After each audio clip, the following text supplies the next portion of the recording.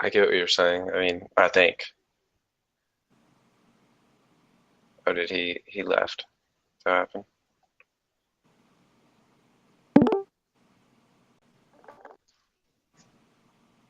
My bad, Oh, my you're program good. is um yeah, so it's like that. It doesn't have existence in the colloquial sense, at least. I just think it's going against the nature of what the thing is. And if it is in our nature to be in the image of God, which in Hebraic thought means being the representative of, um, then it's just going against what uh, you know, doing good and what he tells us to do. Yeah, yeah. I think. Yeah, I got you. Another word, like if God is everything and you realize yourself as everything, then why would you harm yourself? Right. So why not do good? Good is the ultimate. You know, that would only continue the existence and survival of all members of yourself, or to do and be good, goodness for all parts of yourself, which is your environment and the world and creation. Yeah.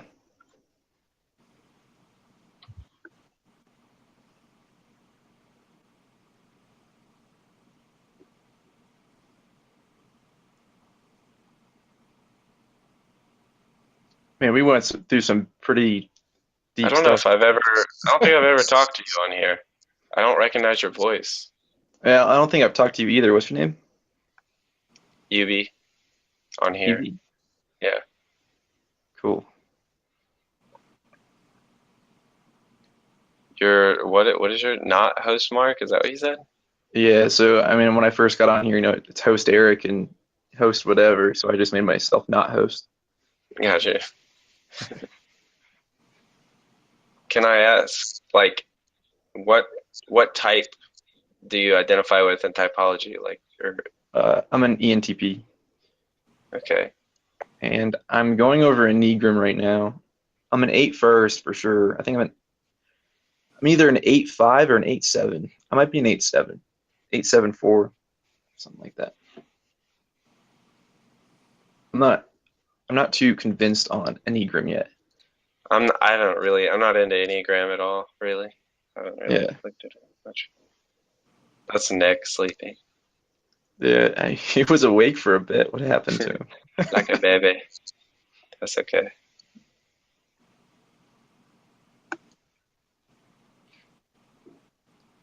Well, you were on earlier talking to Eric, right? Hmm.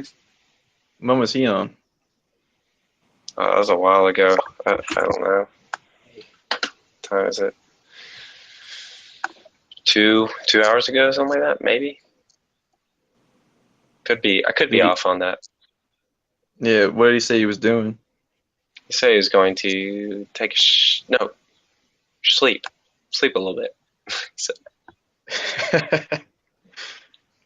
I feel like that guy doesn't sleep very much. I don't know. yeah, I mean, from what he admits it sometimes. You know, he's like, I haven't slept in like 36 hours. I'm like, how do you do that? Like literally, how do you do that? Because I sleep every day. Yeah, I sleep too much, man. I used to sleep, what, 18, 20 hours a day. I would just wake up to eat, basically, and I go back to bed. It was really bad for a while.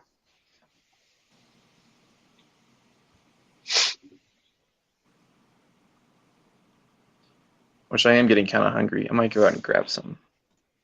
What time is it where you're at? 10:30. At PM, right? Yeah, I'm over in Arizona. So yeah, you're way over on the West Coast then. Where are you at? I'm on the East Coast. I'm in Florida. It is like 12:30 a.m.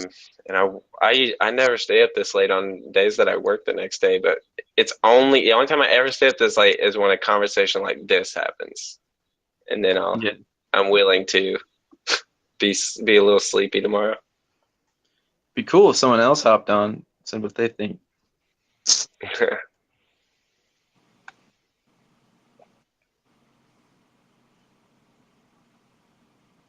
478, the messengers. Yeah, I was reading about that. Sounds right. It basically they defined it as wanting to bring the message of truth to people, or like try to understand what truth is and tell it to people. Can I ask what brought you to your experience of what we were just talking about? Like you said you're a Christian mystic, so I'm saying so obviously were you raised with Christianity? Yeah, but I didn't believe it. Yeah. My dad was Catholic, my mom was Lutheran. I went to Lutheran school. I never bought into it though. Like modern Christianity, at least how it presents itself presently, is very emotional, and they've bought into uh, definitions that aren't created by Christians originally, Yeah. like what faith is. Like people define faith as like blind leap faith. Like Blind. Blind. just believe Yeah. in it, man. You just got to make that leap, and it doesn't have to make sense. Yeah. Well, I hate that. Yeah. Faith. Yeah, it was definitely originally meant to be like understanding in faith and faith. Like, Right. Yeah. And things like science, religion, philosophy, everything was united under one umbrella, just understanding. yeah. Um, Okay. and that's what it should be. Like, Hmm.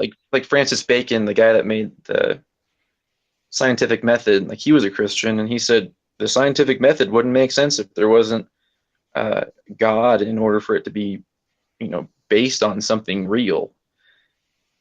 Um, I think that's true, and so I struggled with that for a while until I found people that are Christians that were rationals, and could explain it rationally. Yeah. And and Do you attend a church where a lot of people's thoughts are similar to yours? um, well, they don't theologically no.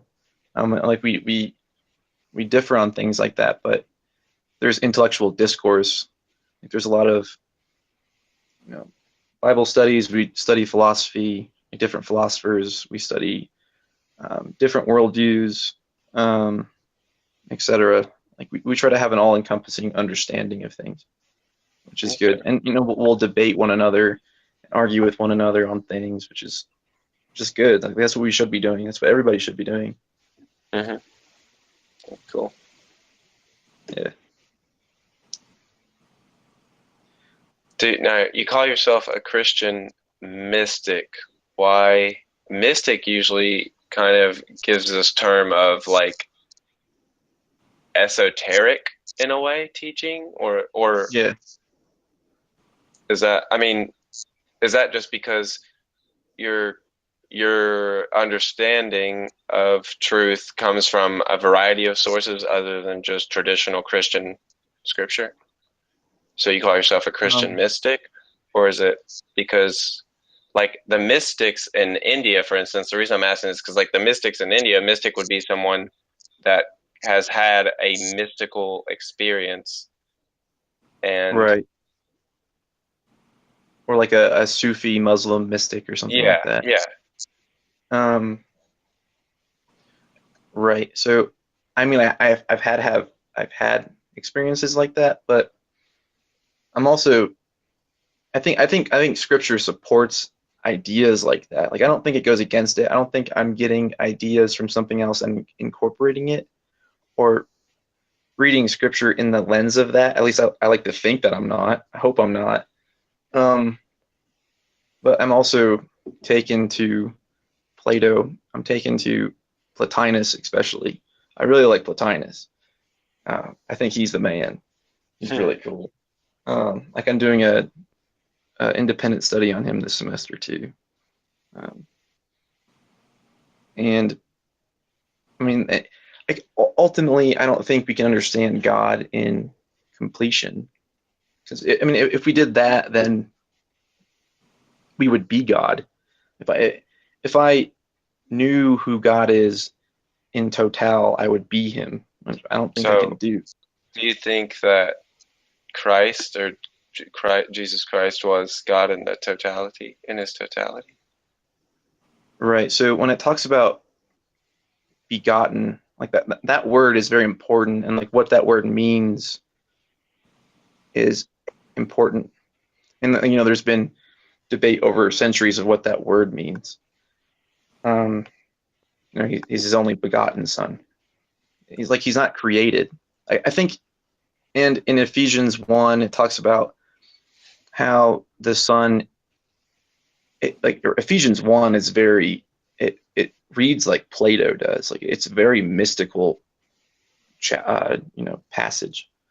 It says that everything is created through him, and Jesus is emanating from God, and creation is done through Jesus. So I think that the Son is the first emanation from the Father, and shares in his nature. But he's not the source. He's not like the Father is the source ultimately, and the Son owes his existence to the source.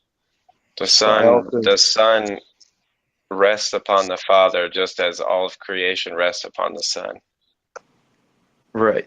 Yeah, and like that idea is mystical to me. Like that idea is. So what I'm wondering, I guess what I'm asking. Sorry, go ahead. I'll let you finish, then I'll ask. Sure. So in 1 Corinthians, it also says that truth is not Paul's going to different people and talking about Christianity and stuff. He's saying that truth is not in the word. Like it's not in the words I'm telling you or in the scripture itself. It's within power. So scripture is getting at something which is ultimately, like, you can't explain it in words, like you were saying beyond earlier. Scripture, right? Yeah. And people are mistaken, I think, when they think that the scripture is it. Like if this scripture is what God said exactly, or something like that. There's a scripture there. He says, "You think you find me in your words, in your scriptures, in your books." Yeah, right. That's what he meant by that. Yeah. Yeah, and I mean, the words are getting at something true, but I wouldn't say that the words themselves are it. Yeah, I definitely agree wholeheartedly. What I was wondering is when you said the interesting point, you said to understand God completely, you would have to be God. So what I'm asking is, do you think it's possible to experience yourself as that totality? No, I think you can get close. I think you can. So I wonder, bask in him, if that makes sense. Like I don't know what other word to use, but be in the warmth of him or something like that. when do you think, like what brings to my mind is have you read any Gnostic scriptures?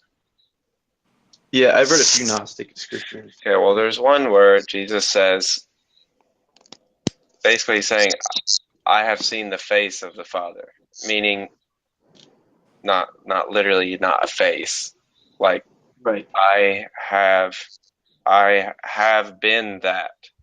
I have been that totality because I have seen the Father's source, the light, and I've been it. Or yeah, I mean, it also says that in the Bible. Okay.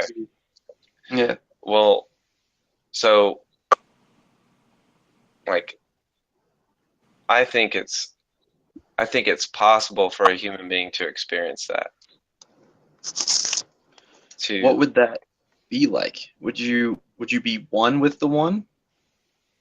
So what I think, how you were saying earlier, is how the Son was the first emanation from the Father. The Father is the source, he is the first light. He's light.